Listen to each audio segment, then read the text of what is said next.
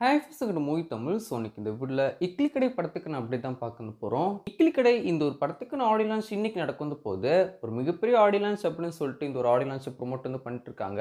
ஒவ்வொரு நாளும் வந்து பார்த்தீங்கன்னா இந்த ஒரு படத்துக்கான ஒவ்வொரு கேரக்டர்ஸ்க்கான இன்ட்ரோடக்ஷன் நடந்துட்டு வந்து இருக்கு.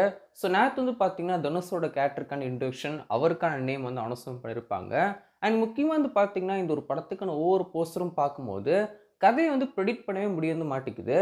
முக்கியமாக நம்ம வில்லேஜில் ஒரு தனுஷ் வந்து இருக்கார் இல்லையா, அந்த ஒரு தனுஷருக்கும் நம்ம அருண் விஜய்க்கும் தான் இந்த ஒரு படத்தில் வந்து ஒரு ஃபைட்டே வந்து இருக்கும். அவங்க 2 பேருக்கான இதாக இருக்கும் அப்படின்னு சொல்லிட்டு ஒரு சில போஸ்டர்ஸ் பார்க்கவும் தெரியவும் செய்யுது.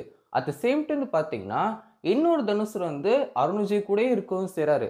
ஸோ வந்து இந்த ஒரு படம் வந்து எப்படி போக போகுதுன்னே சொல்லிட்டு தெரியல. ஒரு இன்ட்ரெஸ்டிங்கான ஒரு ஸ்டோரியாக இருக்கும் அப்படின்னு சொல்லி நினைக்கிறேன். படத்துக்கான டைட்டில் மட்டும்தான் இக்லி கிடையே தவிர்த்து படமாக வந்து பார்க்கும்போது சம்திங் ஏதோ டிஃப்ரெண்ட்டாக நம்ம தனுஷ் சார் பண்ணியிருப்பாரோ அப்படின்னு சொல்லிட்டு போஸ்டர் பார்க்கும்போது தோணவும் செய்யுது. இந்த ஒரு படத்தின் டீம் இதுவரைக்கும் 2 சாங் ரிலீஸ் பண்ணியிருக்காங்க. பட் இந்த 2 சாங்ஸுமே பெருசா சோசியல் மீடியா ரீச் வந்து ஆகல. பெருசா யாருக்குமே இட்லி கடையிலேருந்து இப்படி ஒரு சாங் வந்துச்சா அப்படிங்கிறதே யாருக்கும் தெரியாம வந்திருக்கு.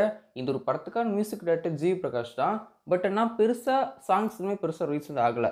மேபி இந்த ஒரு படத்துக்கான ரிலீஸ்க்கு அப்புறம் எல்லா சாங்ஸுமே பெருசா ரீச் ஆகிறதுக்கு அதிகமான சான்சஸ் இருக்கவும் செய்யுது. ஸோ இன்னைக்கு வந்து ஆடியோ லான்ச் நடக்க வந்து போகுது. இந்த ஒரு படத்தை அக்டோபர் 1 தியேட்டர்ஸ்ல ரிலீஸ் பண்ண போறாங்க. அண்ட் முக்கியமாக வந்து பார்த்தீங்கன்னா இப்போ வரைக்கும் இந்த ஒரு படத்துக்கான போஸ்டர்ஸ்லாம் பார்க்கும்போதே ஏதோ டிஃப்ரெண்ட்டாக பண்ணியிருக்காரு அப்படின்னு சொல்லிட்டு தனுஷ் சார் ஏதோ ஒன்று புதுசாக பண்ணியிருக்காரு அப்படின்னு சொல்லிட்டு தோணவும் செய்யுது. ஸோ ட்ரெய்லர் வந்ததுக்கப்புறம் ட்ரெய்லரில் என்னென்ன இன்ட்ரெஸ்டிங்கான விஷயங்கள் இருக்குது அப்படின்னு சொல்லிட்டு வெயிட் பண்ணி பார்ப்போம். நீங்கள் இந்த ஒரு படத்தை பற்றி நினைக்கிறீங்க அப்படின்னு சொல்லி மறக்காம கிளிக் ஷேர் பண்ணுங்கள்.